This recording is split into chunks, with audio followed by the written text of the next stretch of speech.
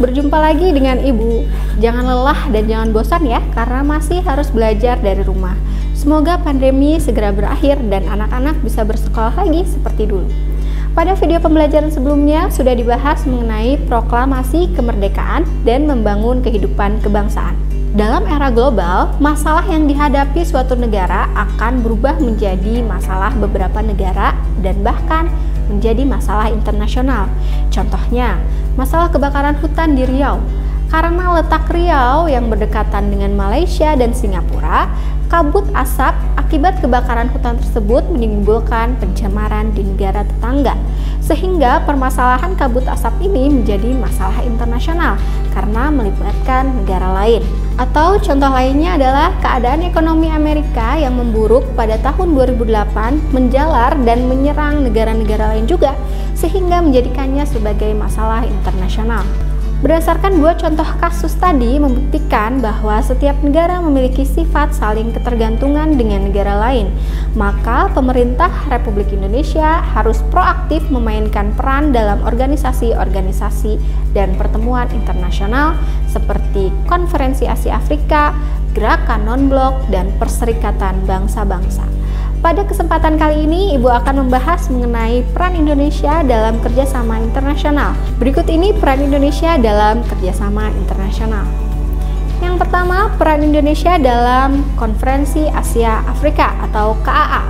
Untuk mempermudah, Ibu akan sajikan pembahasannya menggunakan lini masa.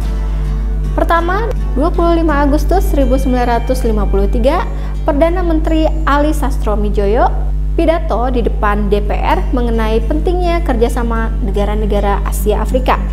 Tanggal 28 April 1954 diselenggarakannya konferensi pendahuluan sebagai persiapan menghadapi Konferensi Asia Afrika yang dikenal dengan Konferensi Kolombo.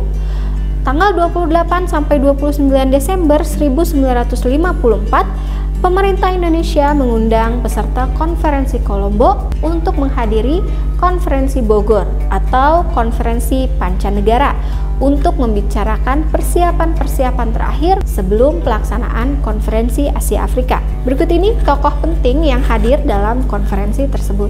Tanggal 18 April tahun 1955, Indonesia berhasil menyelenggarakan Konferensi Asia Afrika di Gedung Merdeka Bandung. Dari 30 negara yang diundang, 29 diantaranya hadir dalam konferensi.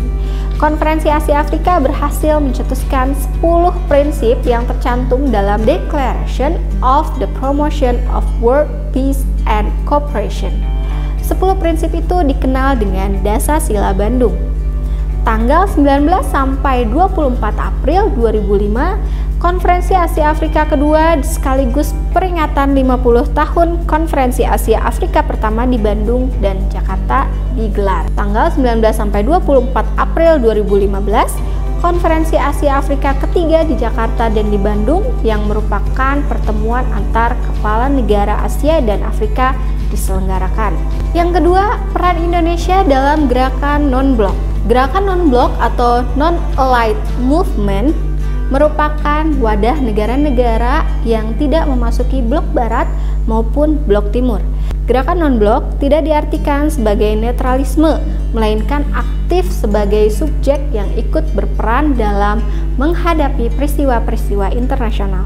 Berikut ini tokoh-tokoh pemerakasa berdirinya GNB yang dikenal sebagai The Initiative of Five. Tujuan diadakannya GNB ada dua, tujuan ke dalam dan tujuan keluar.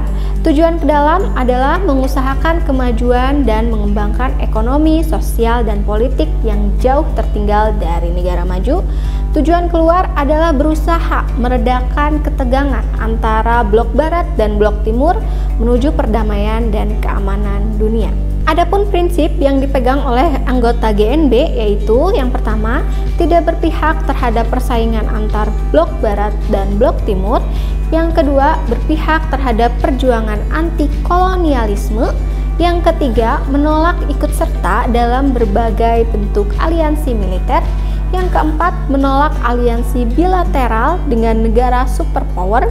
Dan yang kelima, menolak pendirian basis militer negara superpower di wilayah masing-masing. Peran serta Indonesia dalam GNB cukup signifikan. Salah satunya adalah Indonesia menjadi salah satu negara yang memprakarsai lahirnya GNB. Yang ketiga, peran Indonesia dalam PBB, Perserikatan Bangsa-Bangsa, disingkat PBB, atau United Nations Organization, disingkat UNO, adalah lembaga internasional yang dianggap mewakili kepentingan dunia. PBB berdiri setelah Perang Dunia Kedua pada tanggal 24 Oktober 1945. Tujuan didirikannya PBB yaitu yang pertama, memelihara perdamaian dan keamanan internasional, yang kedua, memajukan hubungan persahabatan antar bangsa, yang ketiga, memajukan kerjasama antar bangsa, dan yang keempat, menjadi pusat kegiatan bangsa-bangsa dalam mencapai cita-cita bersama. Untuk menjadi anggota PBB, ada syarat-syarat yang harus dipenuhi, diantaranya yang pertama, merupakan negara merdeka, yang kedua, negara yang mencintai perdamaian, yang ketiga, sanggup melaksanakan kewajiban-kewajiban yang tercantum dalam piagam PBB, yang keempat, telah mendapat rekomendasi dari Dewan Keamanan yang disetujui oleh Majelis Umum. Indonesia diterima menjadi anggota PBB pada tanggal 28 September 1950 sebagai anggota ke-60. Pada 7 Januari 1965, Indonesia sempat keluar dari keanggotaan PBB karena berselisih politis dengan Malaysia yang terpilih sebagai anggota tidak tetap Dewan Keamanan PBB. Namun, pada tanggal 28 September 1966, Indonesia kembali bergabung menjadi anggota PBB juga sebagai anggota ke-60. Salah satu peran Indonesia dalam PBB yaitu pada tahun 1984, Indonesia membantu Ethiopia yang dilanda kelaparan dengan mengirim bantuan berupa uang dan beras melalui FAO. Yang keempat, peran Indonesia dalam APEC. APEC adalah singkatan dari Asia Pacific Economic Cooperation atau Kerjasama Ekonomi Kawasan Asia Pasifik yang didirikan pada bulan November 1989 di Canberra, Australia. Latar belakang didirikannya APEC yaitu perkembangan situasi politik dan ekonomi dunia pada waktu itu yang berubah secara cepat dengan munculnya ekonomi perdagangan seperti MEE dan NAFTA. Adapun tujuan didirikannya APEC yaitu mendorong pertumbuhan ekonomi dan meningkatkan kesejahteraan di Asia Pasifik. Terdapat 3 pilar dalam APEC. Yang pertama, perdagangan dan investasi yang lebih terbuka. Yang kedua, fasilitas perdagangan dan investasi. Dan yang ketiga adalah kerjasama ekonomi dan teknik.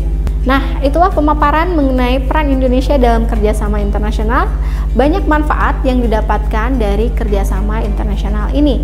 Salah satunya adalah tiap negara bisa melakukan promosi produk ke negara lain. Negara lain juga bisa mengimpor berbagai barang dari negara yang lain, yang bisa menyebabkan kesejahteraan rakyatnya semakin meningkat. Sampai jumpa di video pembelajaran selanjutnya. Assalamualaikum warahmatullahi wabarakatuh.